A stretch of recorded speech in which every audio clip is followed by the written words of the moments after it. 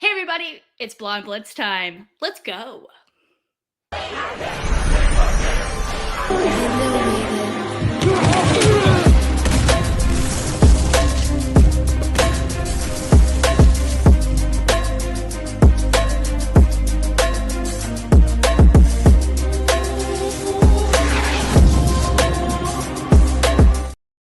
Hey everybody, and welcome to the Blonde Blitz. I'm your host, Deb Whitcas. I'm so excited about tonight's show. My special guest this week is Antoine Chaney. He's the owner and president of West Express Ladies Flag Football. It's a national organization that is making it possible for young star female athletes to create a brighter future for themselves. Rumor has it Antoine is also bringing on one of his star female athletes. She's still in high school and she just signed her very first NIL deal. We will meet her later. Antoine's also going to join me for week 14 hot takes. Super excited about that. As for the rest of the show, Shay Holland, HGTV designer to the athletes, talks about how women in sports have changed the design space. Betting expert Alex White is here from Vegas to give you your best bet for this week. And of course, Commissioner Cooper talks fantasy for week 15. And finally, Ben Troop, he's back, former tight end for the Titans and the Buccaneers. He's going to join me for week 15 game picks. All right, guys, shall we do it? Let's get it started with headlines.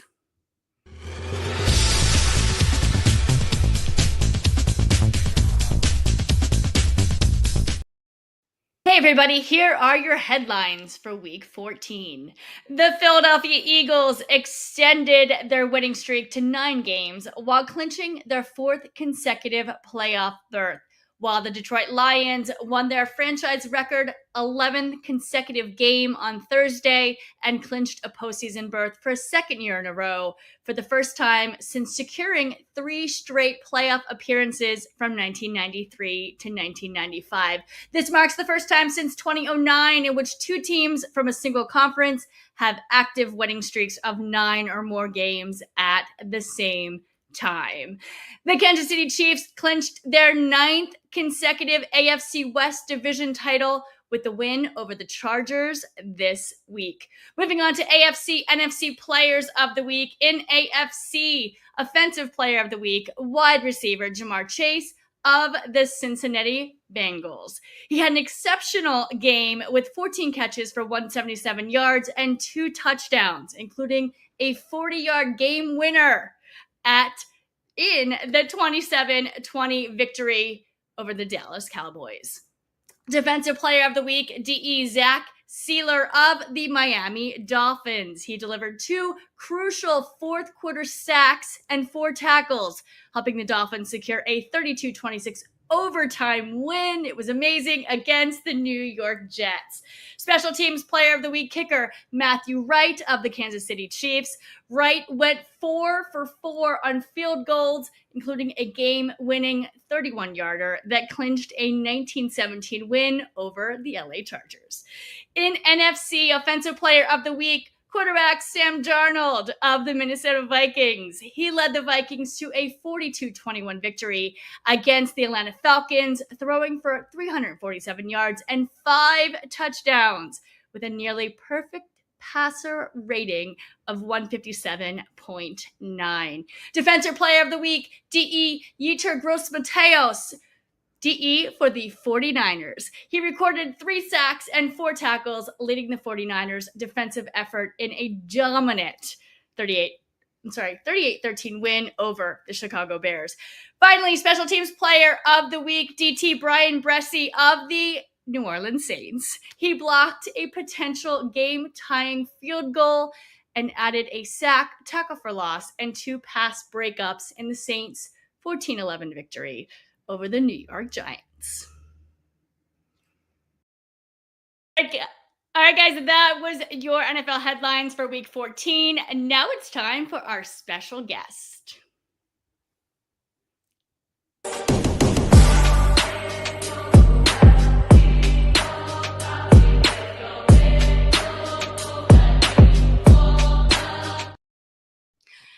Football is one of the fastest growing sports in the world right now, with over 20 million participants in 100 countries. On the youth and high school levels, young women and girls are fueling the fever pitch with over 1.6 million participants. And most recently, the sport will be added to the 2028 Los Angeles Olympics. I could not be more excited. My next guest is Anton Cheney. He's the owner and president of West Express Ladies Flag, national organization that's making it possible for young star female athletes to create a bright future for themselves. Antoine, he's a former high school and college football player and track star himself. We're going to discuss all things flag, but first, I want to get his takes on hot takes for week 14. Jason, go ahead and roll that bumper. Okay, we won't roll the bumper. Hi, Antoine. How are you? I didn't realize you were there. Hi, how are you? Can everybody hear me? I can hear you. Yeah. How are you? Good. Oh man, I'm excited. I'm very grateful for this opportunity.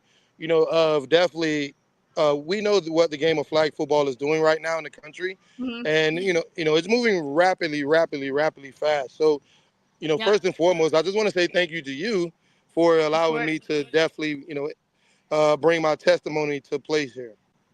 Absolutely. Well, and I would definitely want to get into flag football a little bit later. Let's talk about regular NFL football at the moment. Yeah, Should we let's do talk that. about the Eagles? Let's start. I'm a huge Eagles fan, as you see from behind me. I So, see. yes. So the Eagles are now 11-2. They're on a 9 consecutive win streak. It's the longest winning streak in franchise history. Do you think they will go all the way? Or are we starting to see the beginnings of a similar downfall to last season with this recent rift between Jalen Hurts and AJ Brown? What are your thoughts? My thoughts is that the Eagles definitely have a great chance. They got a great organization. Everything is falling right into play. Mhm. Where they went out and made some offseason moves, and I think Yeah. that those moves that they made at this period of time is definitely making sense. At Oh yeah, this point. Saquon Barkley's killing it. For sure. Listen, listen. After he did the backwards jump. Yeah, I that knew it. hurdle.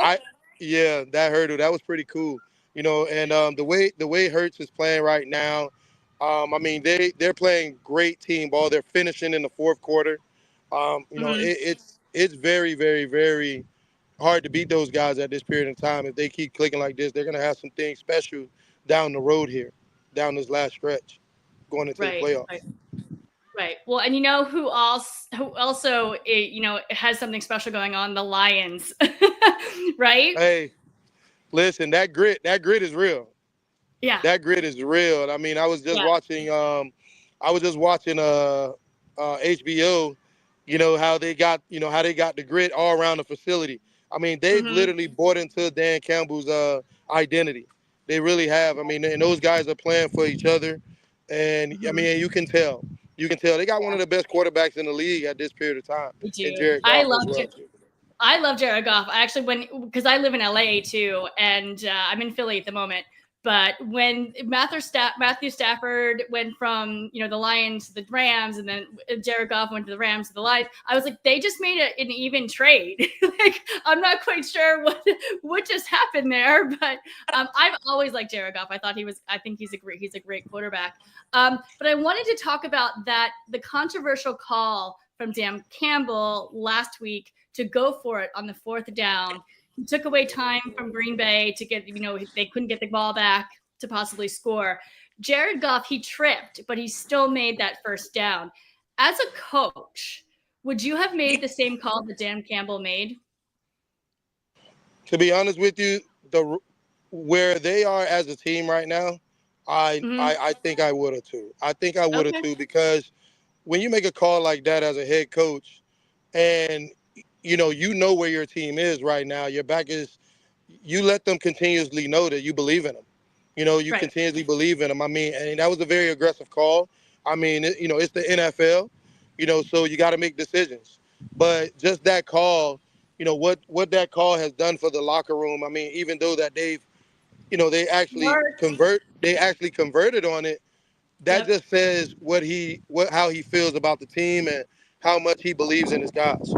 Yeah, it worked. I was shocked that he went for it, and then when he went for it, I was like, "Oh my gosh, he's running down the clock!" And they did it. Like it was a great play. Another great play. Brian Bressi jumped over a player to block Giants kicker Graham Gano, his kick. That would have tied the game for the Giants. It didn't. The Saints won. I thought that was the best play of the week. What was your favorite play of the week? Mm, I think that call by Dan Campbell. Okay, I all think right. I That's think fair. that call. I That's think fair. that call. I agree with you there too. I thought Puka Nakua had a great one-handed catch too. That was my second favorite of the week, and I think obviously the Dan Campbell one is up there too. So Listen, because the reason I say that is because if he don't make that call mhm. and Detroit, say for instance the game doesn't go the way that they thought, you know, down the stretch of the final games of the season, it can kind of, maybe mess with your head a little bit. Mhm. If they, because it's the NFL and you never know what one loss can cost you. Right. Well, and talking about losses, the Falcons have now lost to the Saints, the Broncos, and the Chargers and the Vikings recently. What the hell happened to their season? They have way too much talent. Bijan Robinson, Drake London, Kyle Pitts, veteran quarterback, Cousins. Who do you think is to blame for the Falcons, downfall right now? Listen, without saying any names, I mean they just got to get it right. I just feel like they just Yeah. they just they just got to stop people. They got to stop people and defense win championships, offense sell tickets. Right. So that's just my scenario. If they can continuously get off the field and get off the field on third down, even when they get inside the 20, force the teams to actually kick field goals. That I think they got to start there. Defensively they got some screws that they got to tighten up. Yeah, I agree. I think the defense is the issue, and honestly, Kirk Cousins is not helping. The interceptions are crazy, and I think they just need to stop and reset, and hopefully at least win a couple more games this season. I know they're kind of neck and neck with the Bucks for the NFC South, but I think the Bucks are going to take it for sure. But Oh, so you're a yeah. Bucks fan? I'm really an Eagles fan. I mean, I like all of the teams to be honest. But yeah, no, I mean, I do. I like the Buccaneers. I love their stadium's gorgeous. I was there for Super Bowl. I like Baker Mayfield to be honest. I think he's a really good quarterback, and I'm glad to see him shine.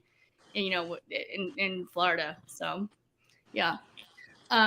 What do you think of the 49ers right now? Was their win over the Bears just because they played the Bears, or have they figured out how to win without CMC? Uh, you say the 49ers, correct? Yeah, the 49ers. So they won last week. I actually had the Bears to win, to be honest. I'm gonna admit that one because I thought there was like the Bears have to win one, and San Francisco has not been playing well recently before last week with all the injuries. So I was like, okay, have they did they win because they're playing the Bears, or have they figured out how to kind of how to make this work? And are they going to have a late season playoff run at this point because they're still not out of the playoffs? So Well, my theory is, this is the NFL in any given day. right, Any given day the Bucks can lose. I mean, it's hard to identify, teams at this point with this many games left. right, yeah, So that's I true. mean, at this point of the season, I mean, it's all about character. You got to show who you Mm-hmm. are. You can't. I mean, we can pout, and this is the NFL. There's no pouting. This is a grown man's business. At this point, you just got to go out and do your job. You got to Right. do it. You got to go out and do your job at the best of your ability, and Mm-hmm. whatever happens at this point, it happens. You only can control what you can control in the Right. NFL. You just got to line it up every Monday, every Thursday, every Sunday. Yeah. Yeah. Well, talking about your job, you're the owner of West Express Ladies Flag, a national organization. You have locations in Orlando, St. Petersburg, South Florida, Los Angeles, and now their flag has added. It was added to the Olympics, which is huge. That must have just rocket fueled interest. And honestly, you must be busier than ever, right? Listen, when I talk about, I mean, coming from the boys' platform, I would never think that girls would literally have an itinerary of practice and Right. preparation, like boys. But I can honestly say I was wrong, and Good. and Good. I can honestly say I was wrong because one, coming from the boys tackle side, I mean, of course I'm the owner, but it takes a village, and if you want to be great, all I did was just install, my identity and things that helped me be the person that I am today to the girls' Mhm. platform, and it just got exciting, and it all made sense where we was fortunate enough to continue to build organizations in different states and continue to change a lot of girls lives around the Mhm. world, and just let them know that continue whatever you want to do, you can put your mind to it. Yep. Gender doesn't matter. Gender doesn't Right. matter. And when they see a male coming from a boys football background, kind of motivates them because they really respect the fact that I'm literally taking the time out to work with them as girls. And Mhm. not gonna lie, I mean, they go hard. They go Mhm. hard. And Mhm. my first time 6 years ago of me owning the West Express, it was something that I thought would be fun. And we flew out to Dallas and we played in our first USA tournament. And I looked up and I seen a girl catch a ball over another girl's head. I knew I was Right. in. I said What I'm in. was what was the first location that you opened and why? It was in South Florida. We were in Western Florida. Mhm. And that's because I live in South Florida. I live in Broward County in the Western area. So, just want to give it up to the city of Weston, the mayor, Ms. Montgomery, for definitely allowing me to host my platform with these young ladies out in the community because we have access to, any type of fields and things like that that we want. So we do have that proper structure here where it was able to build. So the Mhm. answer to your question, we started in the city of Weston, down in Miami and Broward County. And how did you build it?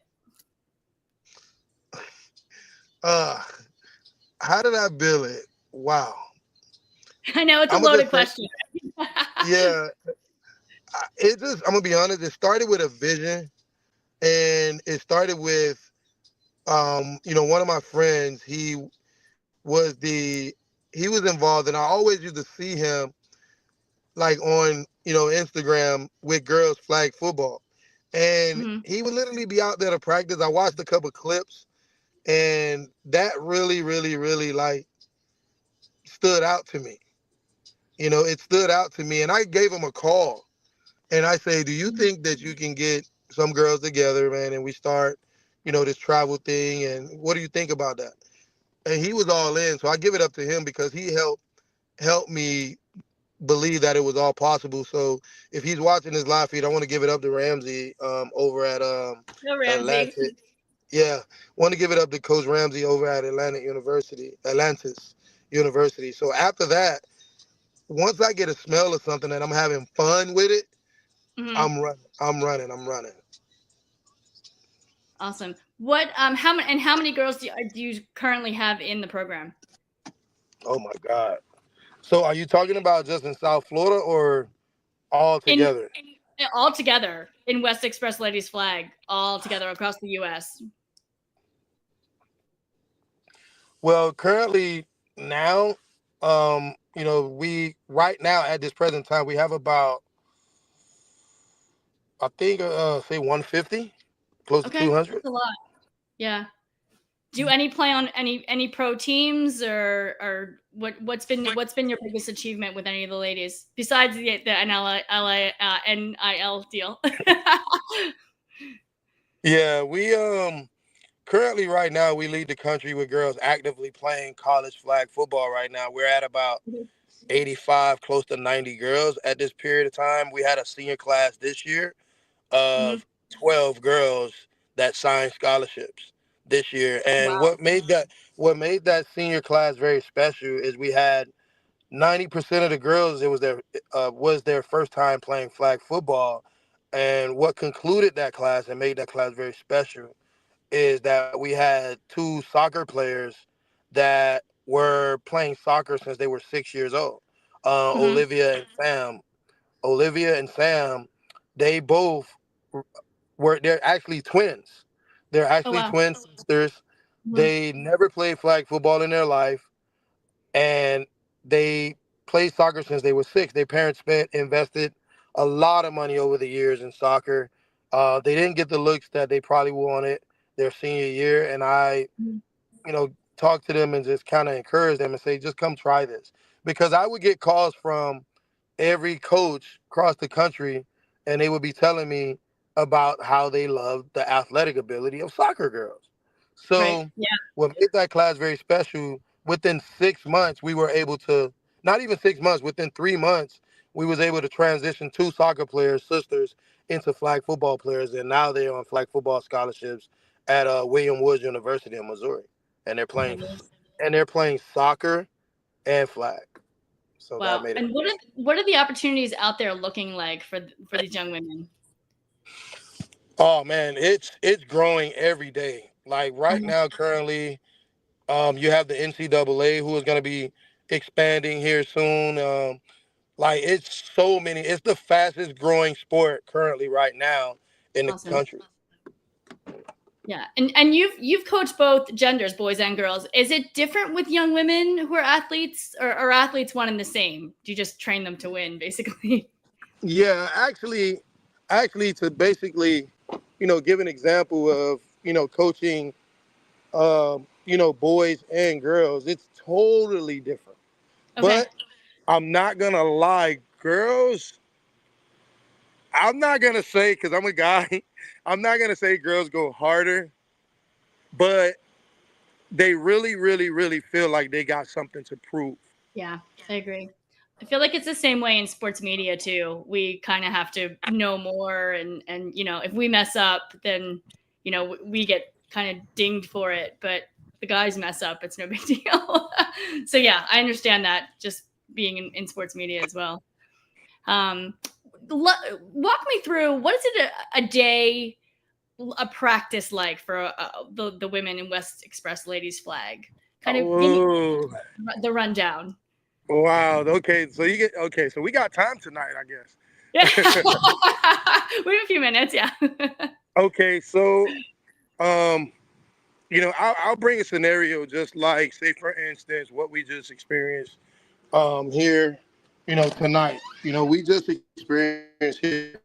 We had we had a practice, Mhm, and I don't dictate their practices. I make sure that I keep them the exact same. I keep them the exact same structure like I would with a guy. We mhm, actually go out there. We actually go out there with a practice script. We'll start out, and we'll stretch. Then we'll go individual. After individuals, we'll go install.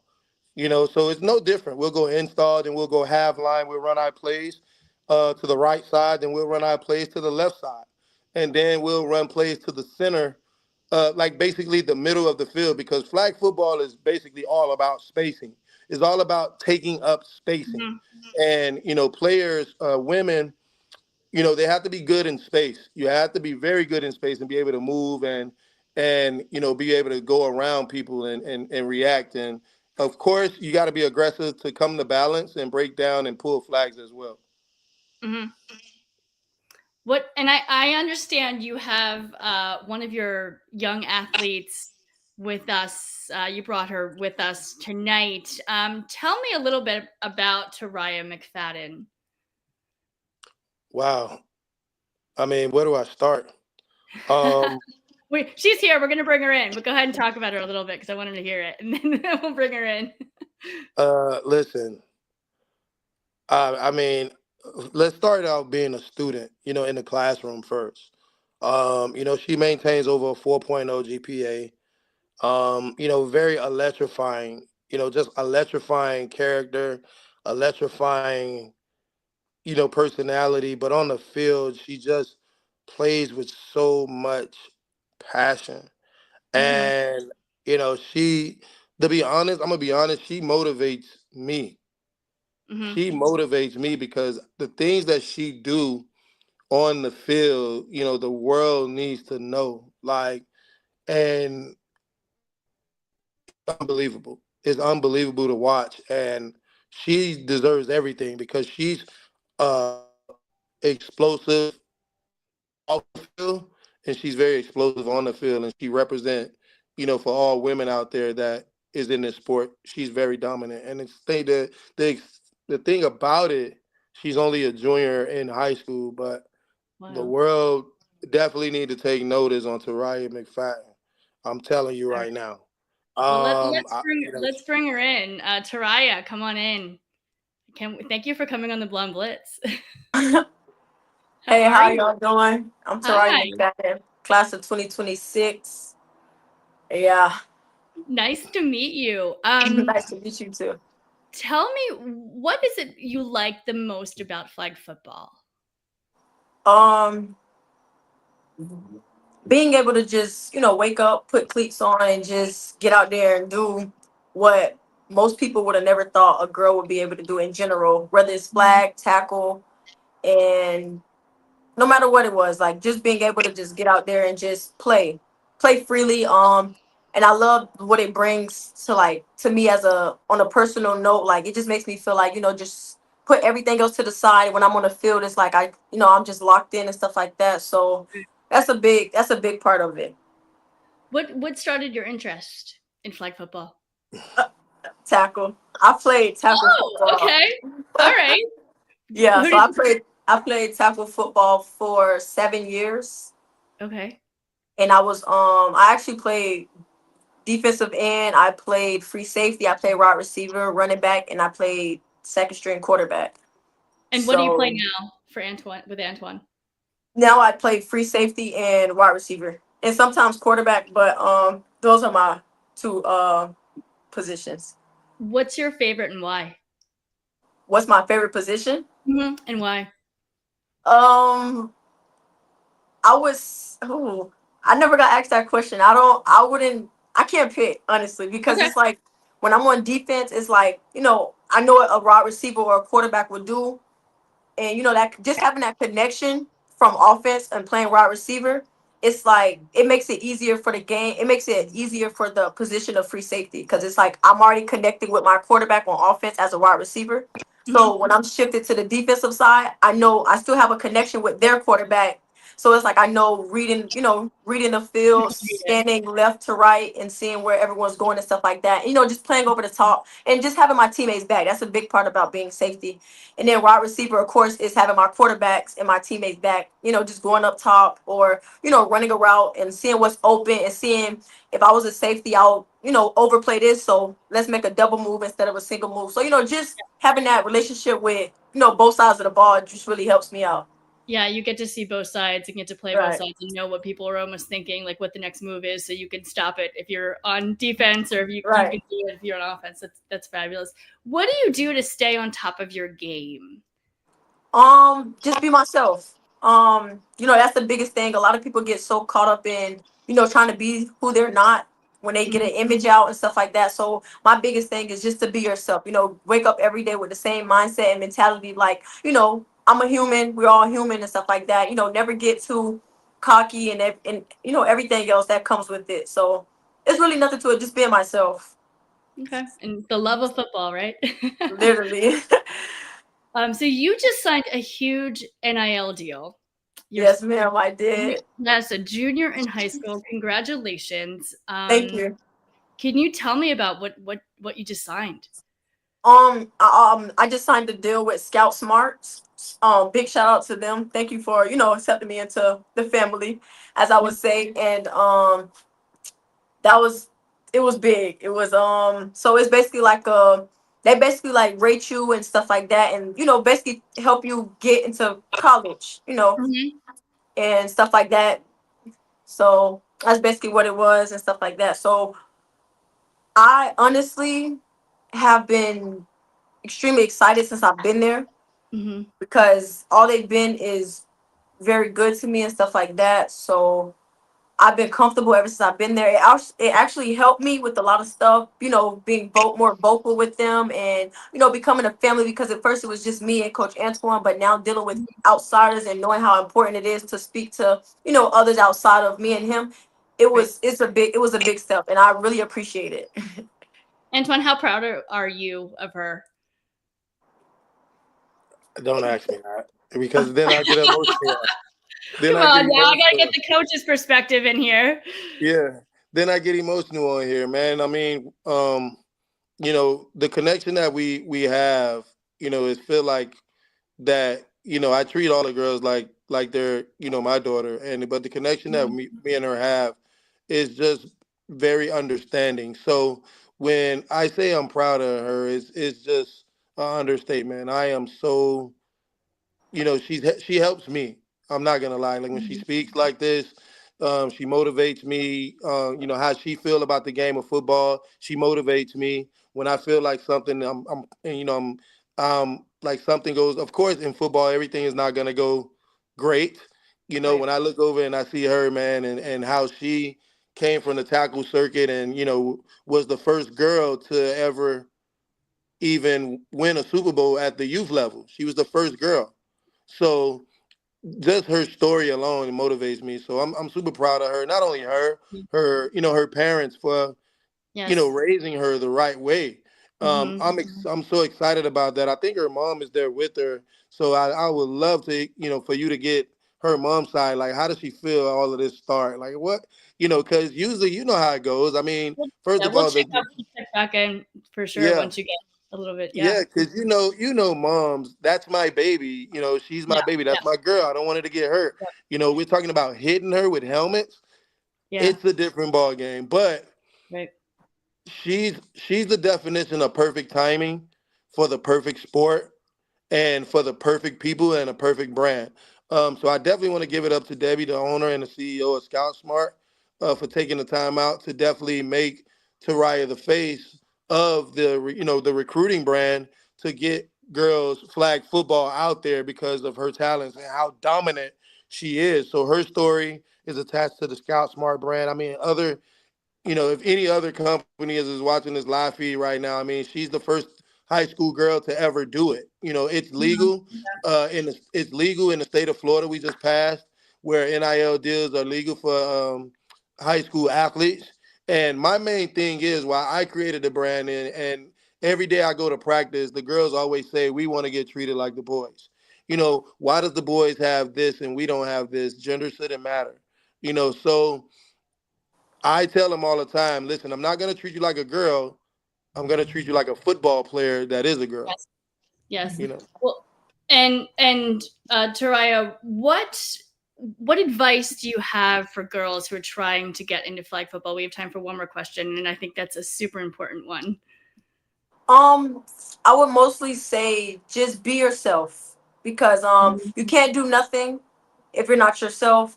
So I would definitely say just be yourself and have that mentality, like, it's not a gender thing, it's a heart thing. Like, this comes from the heart. I'm playing it because I love it. Don't let Mhm. anybody force you to do anything. Do it because you want to. Do it because you love it. Do it because it brings you joy and stuff like that. Because no sport that you play should be draining. It should just be like a livelihood. I wouldn't call it a sport. I call it a livelihood, because I live throughout my day, throughout my life, just by playing sports, and just being able to just have that title, like, I'm an athlete. Just being able to have that athlete title is just, that's something a lot of people can't have. God bless us with that gift. So take it and literally run with it. Literally. All right, Taraya, special young lady.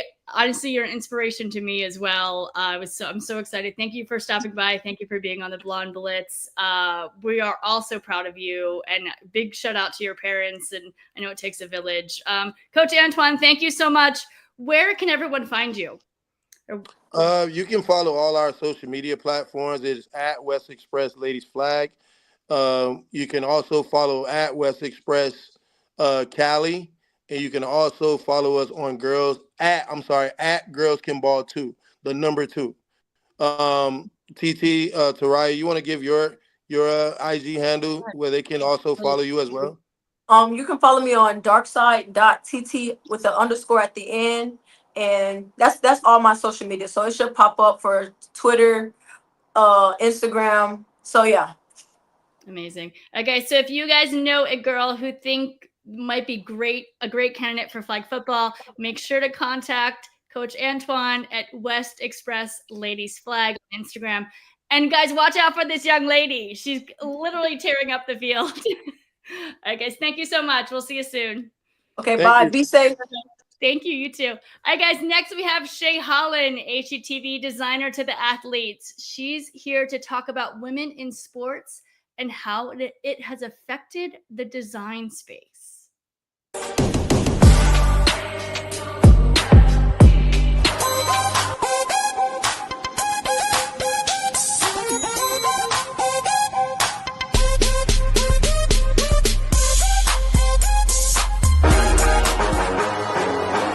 Turning it up,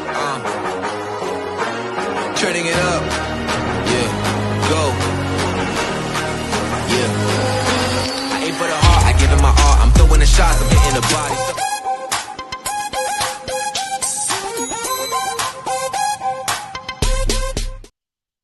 I'm literally dancing in my studio. Oh my gosh, me too, and I am so inspired by that young lady, Deb. Yes, I know, she's inspiring, right? To be a junior in high school and to sign an NIL deal, and you could just feel the love of football. And I love her. I love that segment.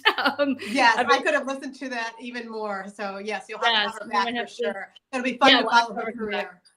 Well, yeah, let's talk about the influx of women in football, or women loving football recently. What do you think is the attraction? Oh, it is such a cultural phenomenon. This is the best time in women's sports ever in history. And even the numbers are bearing that out. For the first time ever in the history of women's sports, the revenue went over $1 billion this year. And so I think there's just a lot of reasons for that, especially in football. And I have to say, part of it has been brilliant marketing by the NFL. Now, we'll never know if Taylor Swift and Travis Kelce, for example, are a real thing or not, but that Taylor Swift effect is really a real thing, as much as we might get sick of talking about it. But even the Chiefs and the NFL say when they have had her post and things like that, it's brought in just multitudes of young women viewers. I think it's up 60% as far as the fan base there. And so there's just a multitude of reasons that women are starting, and young girls are starting to, we're starting to find our footing in a way that is so exciting. Yeah, well, and despite its popularity, there's still very few stadiums that are built exclusively for women's sports. Do you expect that to change with all the popularity? I definitely expect it to change. It already is starting to change, but the fact of the matter is there is still a need for more data. They call it in terms of the sports and the physiology of women. And for example, women get hurt differently than men. Maybe we're not doing the tackle football, don't have to worry so much about the head injuries, but there's different types of injuries. So there needs to be some study as far as even just the physiology of women, how are they getting injured? And then those training facilities can be designed in a way that speaks to what women's needs are. Women, we generally, we may need private changing spaces. We may need nursing spaces in our facilities. And those just aren't there right now. In the past, I know that a lot of women athletes, myself included, you've always felt like a second-class citizen because you're using a shared stadium and you're using maybe a facility that you have to wait on the guys to use. And so this is Patrick Mahomes is actually leading the way, him and his wife, and they built the first built stadium for a women's soccer team back in Kansas City. And that has already raked in millions. And so there is now showing investors that they can make money by investing in women's sports, by investing in facilities for women. But we still need the research. There is still a bit of a ways to go before we're going to see the women's stadiums fully coming into practice here. But you have a lot of talk, especially in with women's basketball and the way that is blown up. So several of those teams are exploring getting their own stadiums as well. Well, and having more women athletes and fans influence, how, do you think that's going to kind of influence how stadiums are designed moving forward? Yeah, definitely. And I just touched on that just briefly with just a little bit about the way that women's needs are different. But it's also just, we're going to have to see how this goes because of the size of the audiences. The truth is they're not as large. So, for example, the stadium that Patrick Mahomes built seats just over 11,000. Now, a football stadium is going to seat, what, 70,000? 75,000, something around there. Yeah, it's much bigger. Yeah, I think that's how much the SoFi seats is 72,000. And so, but you don't want a 72,000 seat stadium for women if the audience is maybe 10 or 11,000, because that can be very demoralizing to be playing in a completely empty stadium practically. And so there still needs to be, that's going to influence the size of the stadium design, for example. And I touched on just, with women, there are some specific needs. You're going to have at times, maybe some nursing moms. Do you want nursing facilities in there? Do you want daycare, for infants in there? Women's sports, there's a community factor is what we hear from the athletes. And so there needs to be some interviews among coaches as well. What are their needs that are different from a man's stadium? And so we're seeing a lot of also architectural firms that specialize in sports stadiums are starting to bring in more women architects and engineers. So it has this whole effect that's really, really exciting right now. And to see the opportunities with, like flag football becoming a college sport and an Olympic sport in 2028 here in LA, there's just so many more opportunities. In fact, I was back in the Midwest for over the holiday Thanksgiving, and I got a chance to hang out with some high school girls athletes. And just the community that they build, is just so amazing when you're among these young athletes and how they want to continue. And in some of their sports, there was no place to continue. And I love this athlete that you had on her story about transitioning from tackle to flag football, because now that is recognized by a lot of colleges who are starting to add that team. There's the women's national team that is, award winning. So we're definitely seeing more of everything. And the stadium design, I'm excited to see how that's going to change both for women, but also the fan experience is changing as you get more women too. And they want that interaction with the players. They want, some of the things that we saw this year with, Taylor Swift, and they did one night where you could come and make bracelets, those friendship bracelets or girlfriend, whatever they call them. So maybe some of the stadiums are going to have, much more social areas if they're women's stadiums as well, for that kind of community building, where even if you're not an athlete, you can come out and support your girls. Awesome. All right, Shay, well, thank you so much. Where can our audience find you? Shay Holland Official in most places. All right. And we will see you next week. Thanks so much, Deb. Thanks so much. Talk to you soon. All right, guys, another woman in sports coming to us from the South Point Casino in Las Vegas. Betting expert Alex White is here to tell us your best bet for week 15.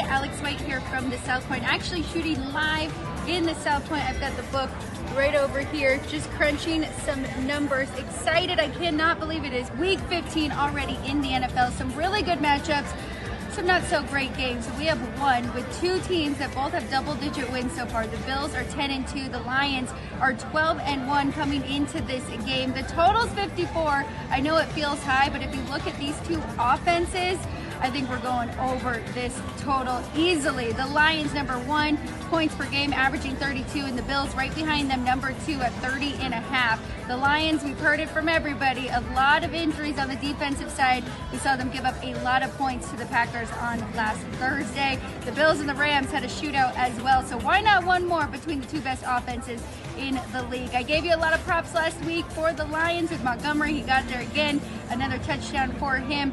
I would look at the Bills side. I'd look at Amari Cooper over his receiving yards. The Lions are better against the run than they are against the pass. We're going to see Josh Allen put up some great numbers once again. So over 54 between the Lions and the Bills. Good luck, everybody, this weekend. I'll see you guys soon.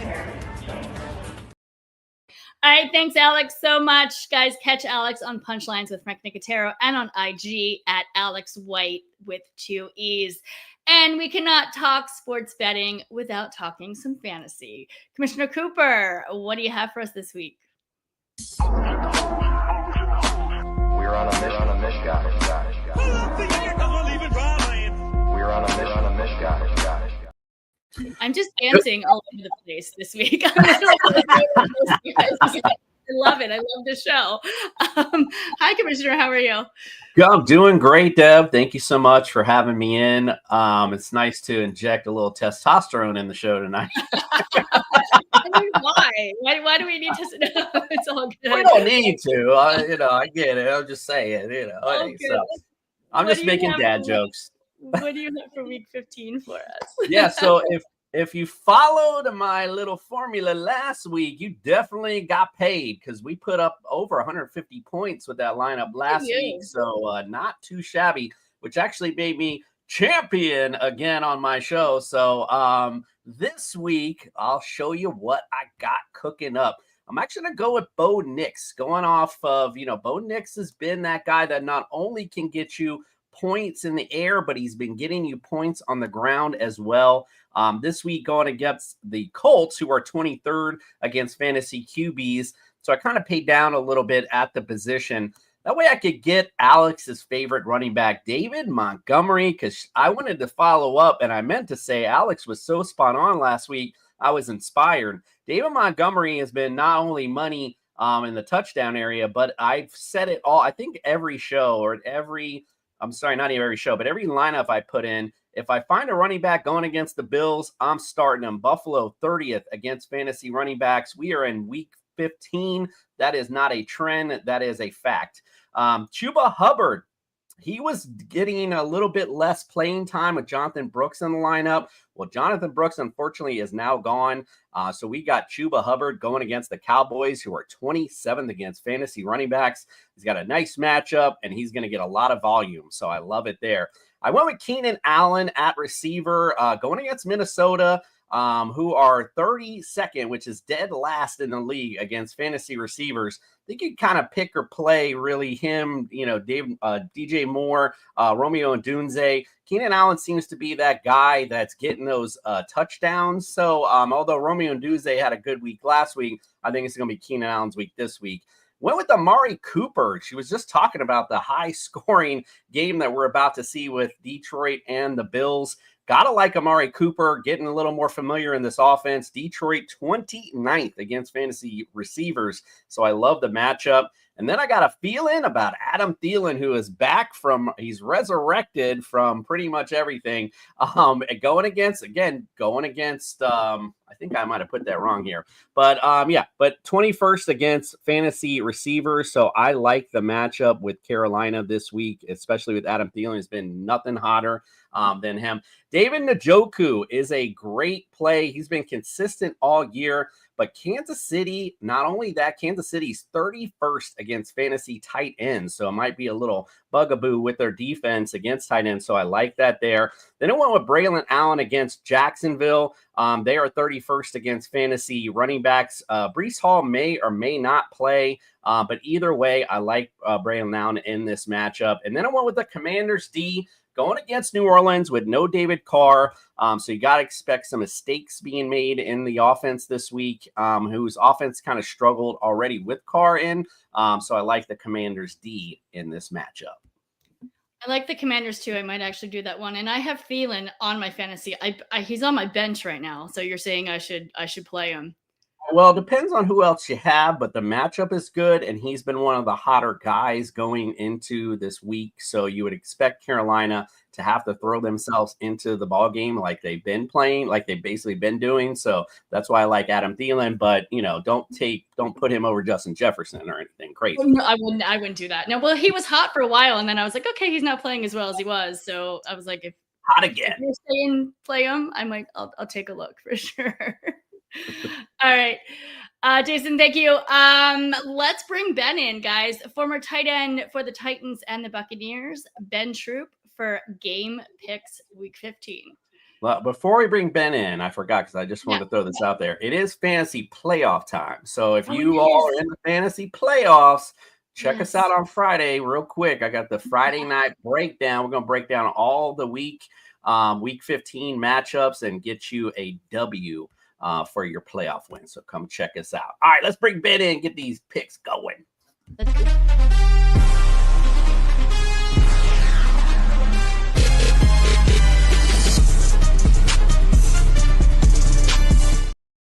another favorite song of mine. I'm like, damn, it's club night tonight on the Blonde Blitz. Hi, Ben. How are you? How's everything? How you doing, Commissioner? How you doing, Deb? We're going to get them cease and desist. Good. Right before the year is out. We ain't going to court or nothing, but we'll see. Going to get something. All right, let's get started on these Week 15 picks. We've got Rams versus the 49ers on Thursday Night Football tomorrow night. Ben, what do you got? I'm going with the Rams. I know the Rams got a big dub against the Bills. I know the 49ers bounce back, but you do not bet against Matthew Stafford. Every time you think you count them out, Matthew Stafford and Puka and Cooper Kupp, they go out there and get it done. Give me the Rams to get a big dub on Thursday night against them 49ers. All right, Jason, what do you got? Ooh, this one's tough, to be honest, because it's like, and for me, for just fantasy purposes, like someone like Deebo Samuel, who has just been nothing but a struggle bus, but I just cannot seem to take him out of my lineup. And the same correlates with the 49ers. There's that team that they're really good. You're expecting them to get hot, and it's yes, they played well last week, but how good the Rams looked at home. It's really hard, but these are division rivals. By the way, 49ers do lead the overall series 78-70-3, and they did play back in September of this year. I got a pop-up, so I have to see the score because I don't remember. Sorry.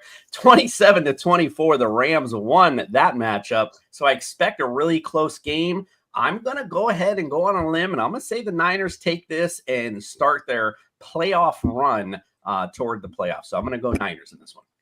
Well, and actually, Jason, the Rams have won the last two meetings. They have. With the 49ers. So but no, I love this game. I think it'll be close. It's a West Coast showdown, which is my type of game. Funny, I actually picked Chicago to beat San Francisco last week. I'll admit it. So because I thought Chicago had to be, but San Francisco turned it back on. And the Rams are coming off an amazing win over the Bills. Both are hanging on to playoffs by a thread at this point. The 49ers are favored by 2.5. You guys know I love me some Puka Nacua, Cooper Kupp, and Sean McVay. But I feel like San Fran looked really good without CMC even. And yeah, I'm going to go San Francisco on this one. So yeah, but I'm like, Ben, you're not in the majority on this one. But that's okay. I'm just banking on Matthew Stafford. He finds a way. We don't appreciate him. Sure. And the Rams do got the most recent Super Bowl, even though San Francisco has gone to the most recent Super Bowl. You're right. You're totally correct. All right, let's move on to the Buccaneers versus the Chargers Sunday at 4:25 p.m. Ben, what do you have? Obviously, I'm biased to pick the Bucs because obviously they're going to probably end up winning the NFC South because my Falcons don't want to play real football. But I just think that when you look at this Chargers team, I think they don't get enough credit for what Harbaugh has done in year one, being back in the NFL. Justin Herbert and company. I like Derwin James with that defense. I'm gonna go with them Chargers to get a big win against the Bucs. Yep. Commissioner, what do you thought? Ooh, another tough one. I got some good games this week. Chargers lead the overall series 8-4. Last time they played was in 2020, and the Bucs won 38-31. I'm assuming that was Tom Brady, but it's been 3 in a row actually for the Bucs. I'm agree with Ben on this one. I like the Chargers. I think the problems with the Bucs defense are starting to really shine. They've gotten a little bit better against the run, but I feel like right now with the Chargers rush attack, they're not going to really look to attack them with the rush. They're going to throw the football all over the field. I like Justin Herbert in this matchup. And their defense, as Ben mentioned, is pretty top notch, quite frankly. So I'm going to go Chargers in this matchup. And I agree with you too. I think it's going to be a really good game. The Bucs are on top of the NFC South at the moment. They've got a 3-game winning streak going on. But Ben, like you said, the Chargers are doing really well under Harbaugh. They're 8-5. They came really close to beating the Chiefs. I feel like if McConkey was playing, they would have actually beat them, but they didn't. Both in the position to make the playoffs, but like you both just said, Chargers defense is really good, and I feel like Herbert and the offense will produce enough to win this game. It's going to be very close, 1 or 2 points, I think. Chargers are now favored by 3. That it might be 3, but I'm going Chargers for sure. So let's move on to Bills versus Lions Sunday at 4:25 p.m. Ben, what do you have? Number one, this is a travesty that we got to watch this game at 4:25. It should have been bumped to Sunday Night Football. I don't know why they're doing this to us. Come on, man. We bumped way worse games than this to Sunday Night Football. But a lot of people saying this might be the Super Bowl preview. We will see what happens. The Bills coming off a loss. Detroit just find a way to keep it going. Teddy Bruschi, please quit talking about the way that Dan Campbell going out there getting the wins. This is not the Detroit way. This is the Detroit way. It was good, though. Listen, it worked. Right now, Detroit make more stars and Detroit making cars. So I'm going to go with Detroit. I like the Bills. Right? I do like the Bills. But, Commissioner, the Bills are finding a way to let me down, man. The Bills just lost last week, and it was impressive. I think Detroit is like the Kansas City of the NFC. They don't care how they win. They just want to win. Give me Detroit. Awesome. Yeah. So, yes to what you just said about the Sunday night game. I was thinking the same thing, and I'll do you one better. We got 2 Monday night games this week, none of which I could care less to watch. So how could they not bump this game? I totally agree with you. Buffalo leads the overall series 7-4-1. They played back in 2022. Buffalo won 28-25. It's been 4 in a row and actually 6 out of the last 7 in this matchup.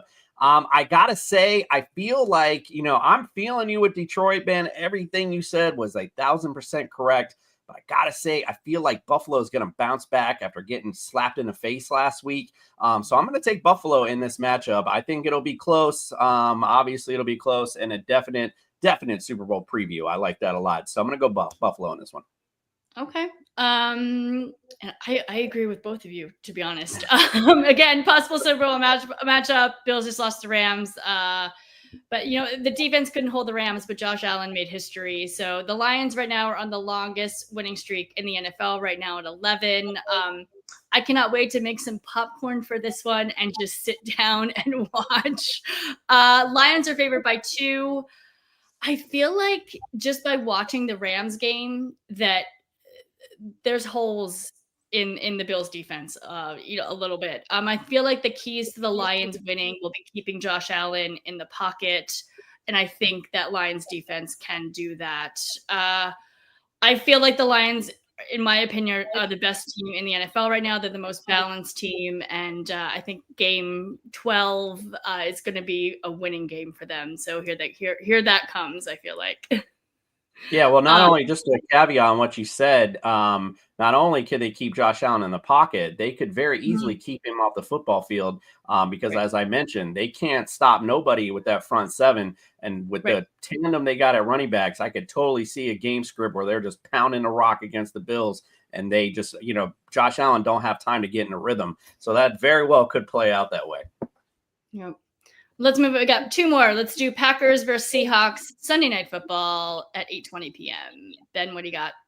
Listen, I like the Packers, but I like Seattle even more. I think Seattle. I know we were talking earlier about San Francisco finding their stride. I think Seattle has found their stride. I think they find a way that passing game has really, really gotten going. And the thing about Jordan Love, I like Jordan Love, but he will throw the ball to the other team.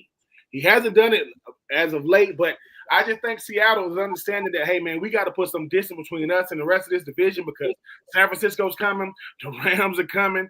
So for me, I'm going to go with Seattle to go, get another big win this week against a Packers team that's very, very good. All right. Jason, what are you thinking? Another tough one. I'm going to go Packers, and not to just disagree with Ben, but I agree that the Seahawks have hit a bit of a stride, and I keep betting against them, and they keep proving me wrong, especially against Arizona, who apparently they're their daddies, apparently. But I got to go with the Packers in this one. I feel like overall, especially defensively, are a little more, just a little bit tad better than the Seahawks. So I'm going to go Packers here. I'm debating this one. So Green Bay's 9-4, Seahawks are 8-5. I agree with both of you. And if the NFC West is firmly in the hands of the Seahawks after beating the Cardinals last week, their 4th straight win. In the last 10 meetings since 2009 between the 2 teams, the home team has won, which would be the Seahawks. But Green Bay's finding a rhythm right now, and I think they're excellent in the run and the passing game. This game can go either way. Packers are favored by 3. I'm liking the Packers for this one, even though I think the Seahawks are going to play a great game, and it's really a coin toss at this point. All right, let's finish up with my game. I'm going to be at this game. Steelers versus Eagles Sunday at 4:25 p.m. Ben, what do you got? Ooh. Listen, Mike Tomlin, number one, I want to say I apologize to you, man. I was one of those people that say that Justin Fields should have stayed as a starter. He haven't lost since Russell Wilson has been inserted into the starting spot. Philadelphia has a problem throwing the football. Saquon Barkley's not a problem. Saquon Barkley's getting this done. First, it was Sirianni and Jalen Hurts. Now, it's Jalen Hurts and A.J. Brown and Devonta Smith, even though A.J. Brown is being vocal. I don't like when headlines have nothing to do with the game itself. So because Pittsburgh is a lot more stable, even though they got George Pickens, I'm going to go with Pittsburgh against an Eagles team that defense is playing well, Saquon is playing well, offensive passing game is not. Give me Pittsburgh. So great battle of Pennsylvania for sure in this matchup. Excited to see it. However, I don't think this one's even actually going to be close. I think the Eagles are going to trounce all over the Steelers. And the reason I feel this way, yes, Ben is 1,000% correct. As I've mentioned several times, wifey is an Eagles fan. I watch every Eagles game, and Jalen Hurts got issues looking down the field and makes very bad decisions. And yes, the Steelers can put some pressure on him. But who is Russell Wilson throwing the football to? There is no George Pickens. Those little moon balls are gone. So he has no George Pickens in this matchup. I don't trust their running game. I like the Eagles to romp all over with Saquon, the Steelers this weekend. I don't think they're going to womp. I'm honestly scared. I'm scared to go to this game. It's PA all day. And by the way, guys, I don't know if you know this, the Eagles and Steelers used to be the same team. It used to be the Steagles. During 1943, during World War II, they couldn't fill the rosters, so they put everyone together and they had a football team. Anyway, the Eagles have clinched the playoff spot last week, but the Steelers are hot. They're one win away from clinching a playoff spot as well. Philly beat the Panthers last week, but wow, that was way too close. Like Ben said, there's a passing problem. AJ Brown said it straight out. I don't like the drama. I'm having stomach issues of feeling like the collapse is coming because of last season. I'm going to be completely honest. We're 11-2 right now. We were 10-1 last season, and everything just completely went to shit. I'm hoping it's not repeating.